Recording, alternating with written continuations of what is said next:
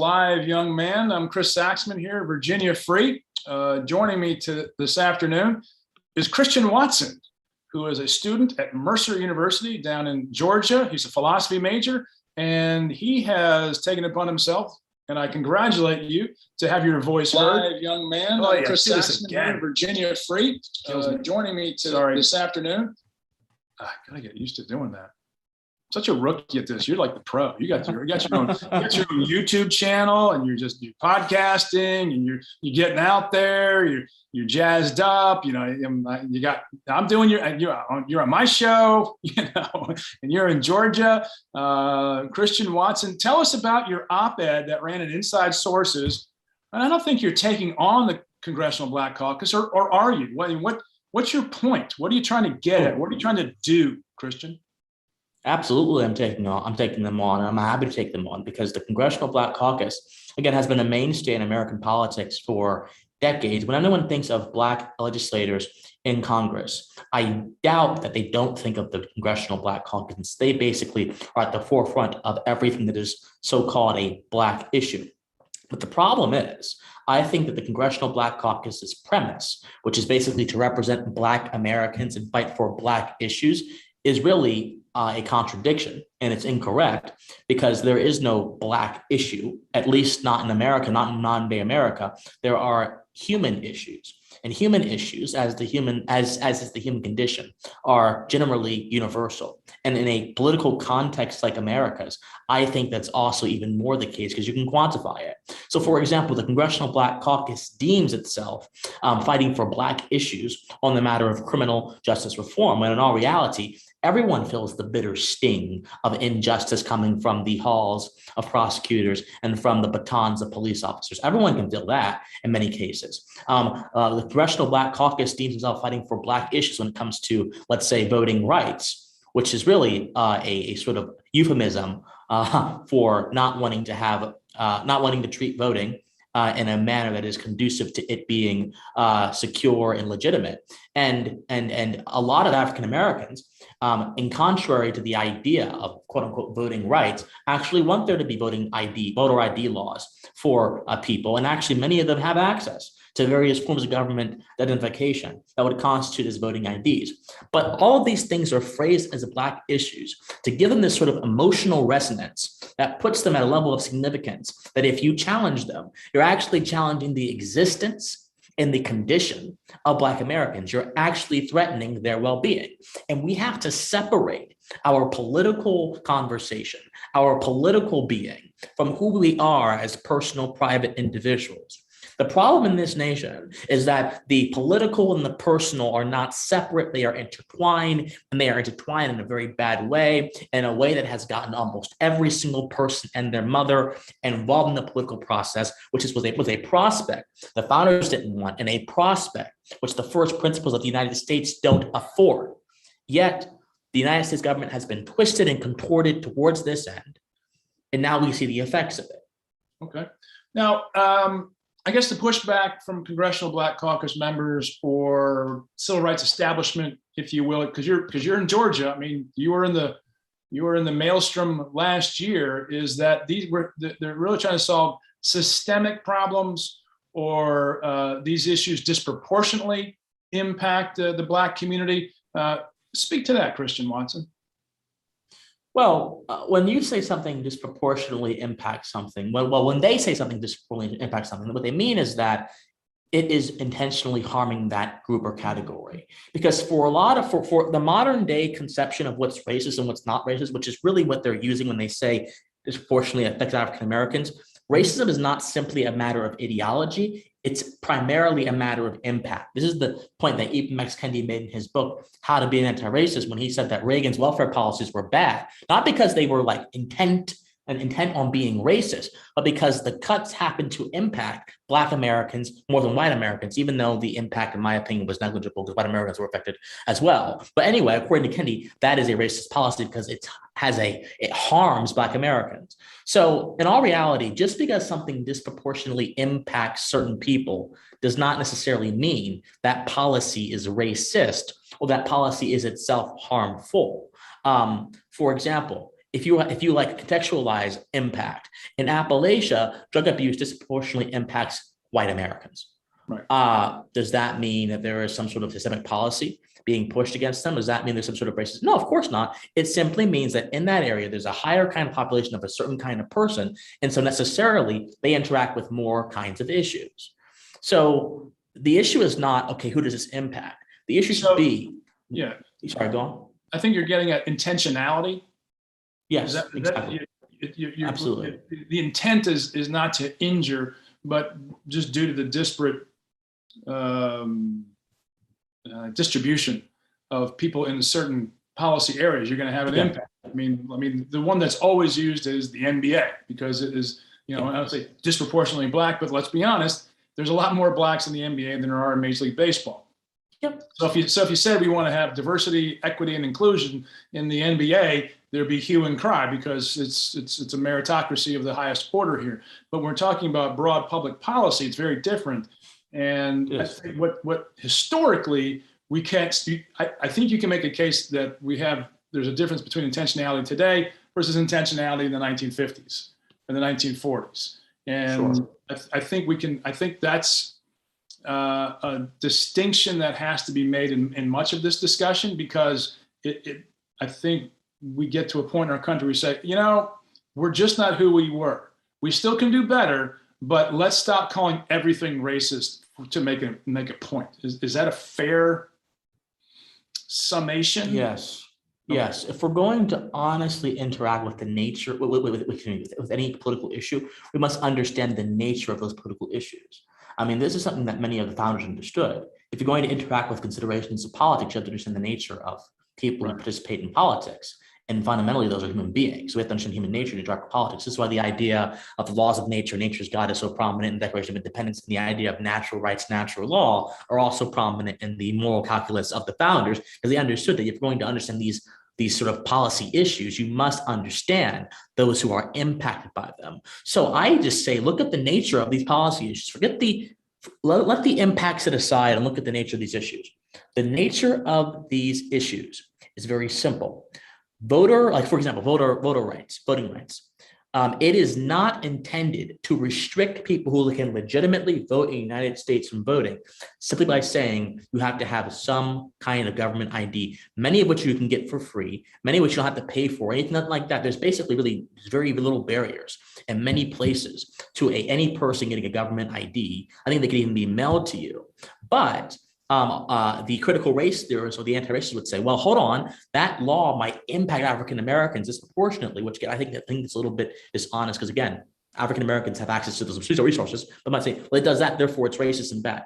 We have to get beyond that because it prevents us from understanding the nature of the problem. And we mistake the nature of the problem for being racist, when in all reality, it may not even be anything to do with race at all. Right. And I think we've gotten to a point in this country where, say in Virginia, we have a 45-day early voting law. If we went to 43 days, people would be upset that we were restricting access to the polls and people would be called racist. And it's a bludgeon that I think is unfair. And because it has to be used very, very selectively because everything can't be racist. It just can't be, to your point. And then the Wall Street Journal, there was an op-ed, you might want to take a look at it if you've seen it, about the racist legacy of anti-school choice policies in Virginia. I was stunned by the Wall Street Journal running an op-ed. It was basically on Virginia's history of integration and segregation and how teachers unions were using and trying to use the public system as a way to segregate. And that if private schools got vouchers and students got vouchers, it would force integration, which they were opposed to. It was a stunning op-ed. I think it might be another one for you to explore in your writings. Christian Watson joining us from Georgia, Mercer University philosophy major, who's taken to writing op-ed in Washington. It's called Inside Sources, I believe. Yes, sir.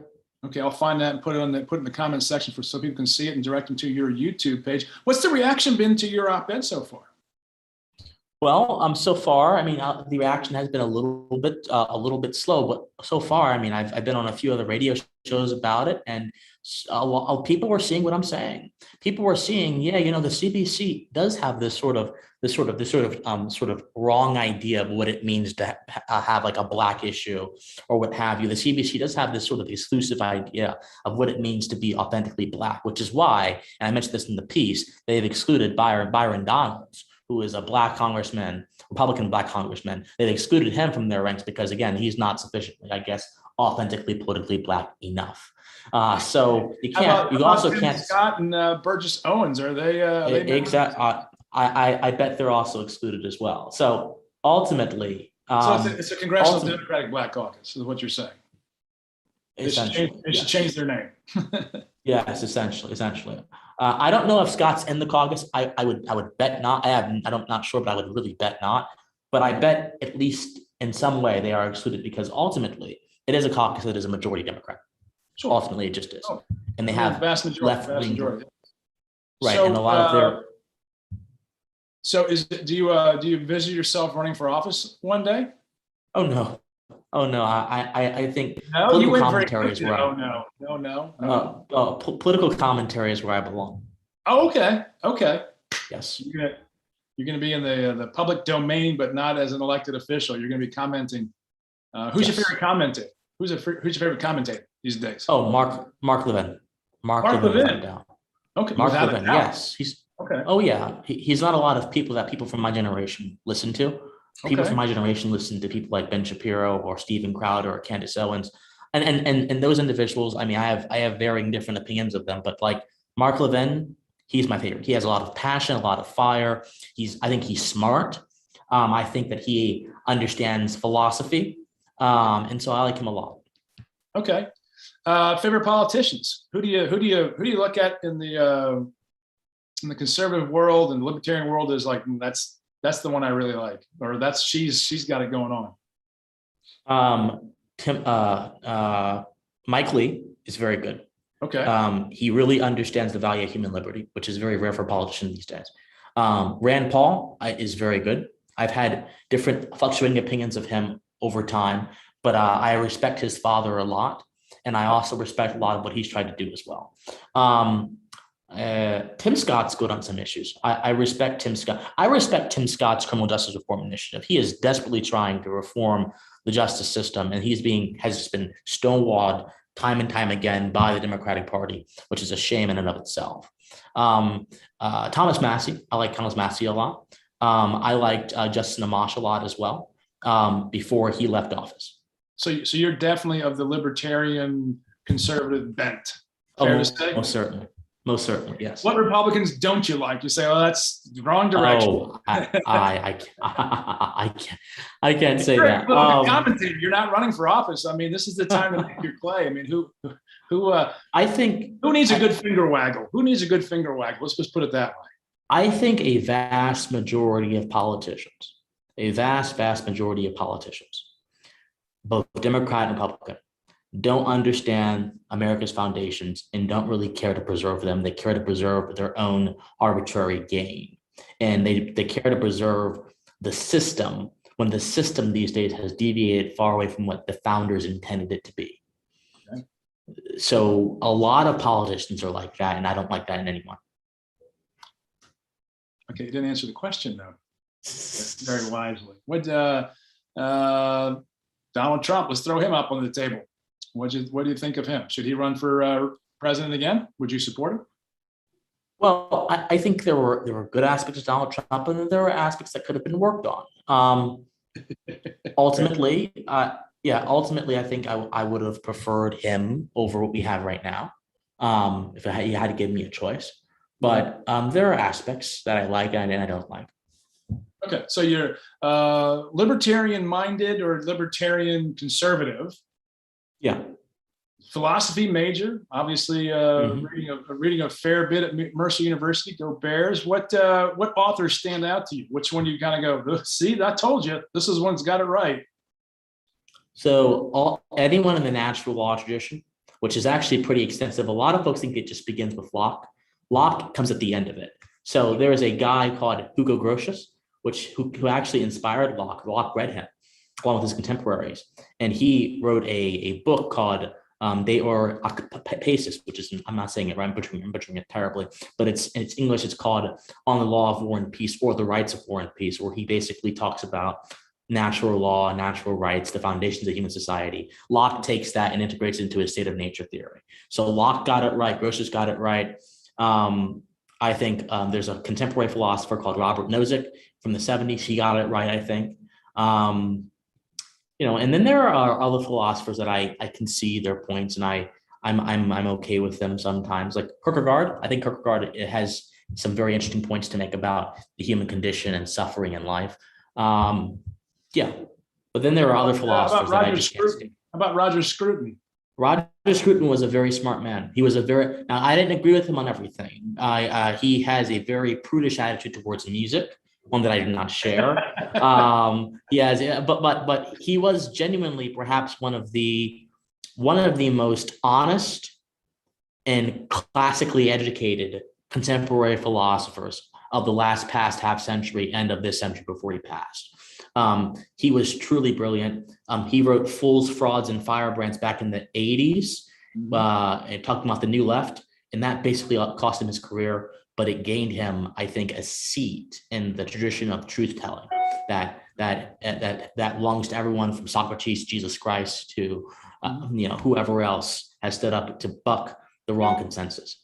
Yeah, I spent a few days with Roger Scruton and got to know him. Very lucky. Very lucky. He was a great. At the time, I didn't understand his place in the philosophical world, we were just talking, and he had that capacity to not overthink you in a conversation, and I think that was part of his brilliance. I actually got a couple books by him behind me there. So next steps, Christian, you've taken on the Congressional Black Caucus. You're basically laying down a marker in the game, saying, hey, folks, they don't speak for all blacks. Is that fair? Is what you're trying to say here? Yes, absolutely. Okay. And where does Christian Watson go with that? Well, I just want to keep spreading the message. I want to keep spreading the message that these groups that proclaim to speak for group identified people, Black folks, Latino folks, Asian folks, these groups are simply people who represent a certain perspective, which are not indicative of the whole of every individual in that group. And when we can separate ourselves from that identity politics mindset, I think we could have more productive political conversations, because the conversations become less about, my personal experience as a Black person or an Asian person, and more about what do we have in common in the human condition, and more importantly, what do we have in common as Americans? That is a more productive basis to start off of than, I'm Black and I inherit this legacy of oppression, therefore poor me. Where does the passion come from? The passion comes from understanding aspects of who I am as a human being, and wanting to preserve that, wanting to make sure that people in politics understand that. That's where it comes from, I think. But why that? Why political commentating? Why is this your? Tell us your why in this, Christian. Get nitty gritty here. What's the why? Well, you're impressive. You're an impressive young man. Not many students buck the system, if you will, who go against the tide and do it with passion and a sense of joy, which I like. As a former teacher, I like to see this kind of in either direction. A student going off and saying, this is not right. I'm going to stand up and do something about it. And you're to be commended. And I'm trying to commend you, but I need to understand it so that more people go, that's right. I feel you on that one. Well, since politics has become so inseparable from our daily lives, political commentators have kind of have a new role as sort of evangelists to the masses, kind of. And I want to take that position and take the responsibility that comes with that position to hopefully inform people of the truth and the goodness of America's founding principles, of the truth and the goodness of their inherent human freedom, and how we can take those two principles and apply them to supercharge a new kind of politics, or rather a restoration of first principles in American politics to create something else than what we've been seeing right now. And so political commentary gives me a unique opportunity to do that. So that's primarily why. You're an American political evangelist, seeing the good for what it can be, a passionate ideologue who cares desperately for the Republic and wants to preserve it. Fair to say? I wouldn't call myself an ideologue, but I Good. I'm suppose glad everything. you're thinking.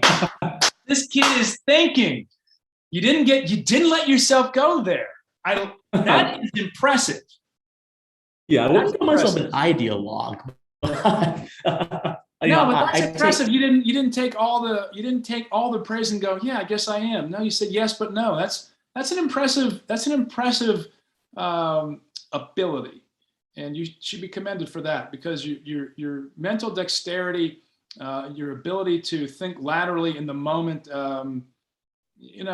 At this stage of your life is impressive because you're not just running out into the wind going, I'm right about everything. You talked about Scruton. I mean, most people don't criticize Scruton in the conservative space. They kind of go, yeah, guy's got a point. But you were able to say yes and no and do the buffet line with Roger Scruton and yes and no on Kierkegaard and all these different ones. That's very impressive, young man. Oh, well, I appreciate it, sir. Well, I don't know how to respond. When we started, I said, how old are you? Anyway, because you don't seem like a college kid. Well, I appreciate it.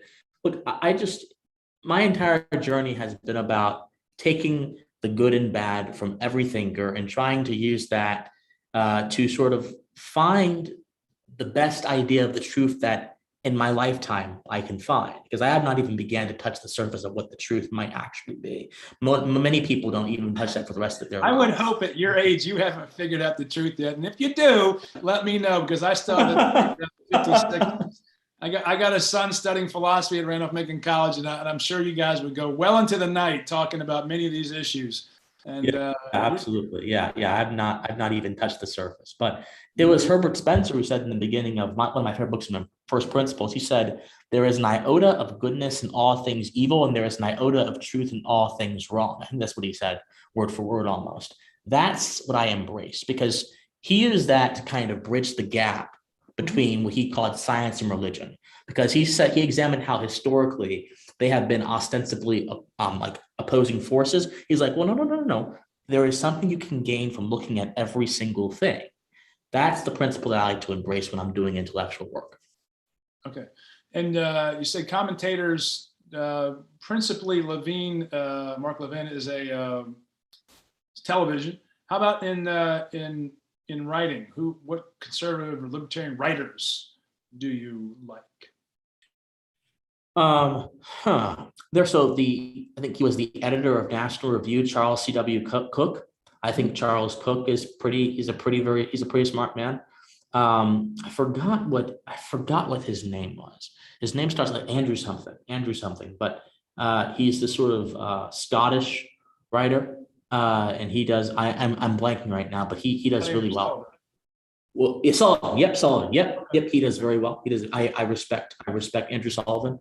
I don't agree with everything he says, but I think that he argues his points very well in his Substack pieces, 100%.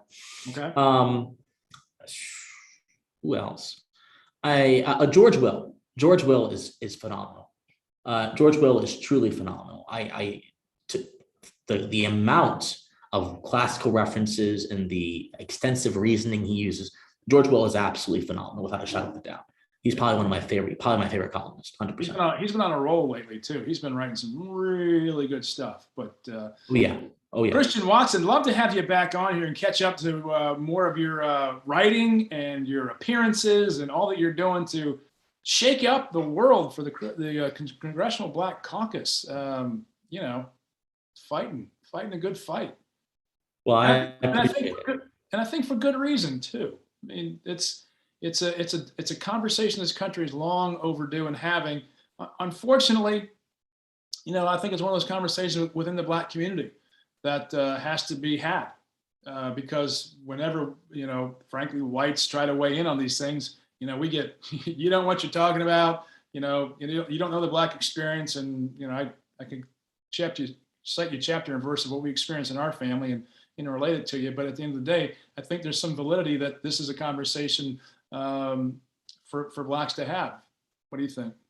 Absolutely, absolutely. We have to go beyond our own individual experiences and realize that a lot of things that we feel and suffer from happen not because we're Black or whatever, but because we are human beings and we exist in a political and social context. And there are benefits and there are problems that come with that. And you have to take the punches and deal with them and understand them and discern them when you can.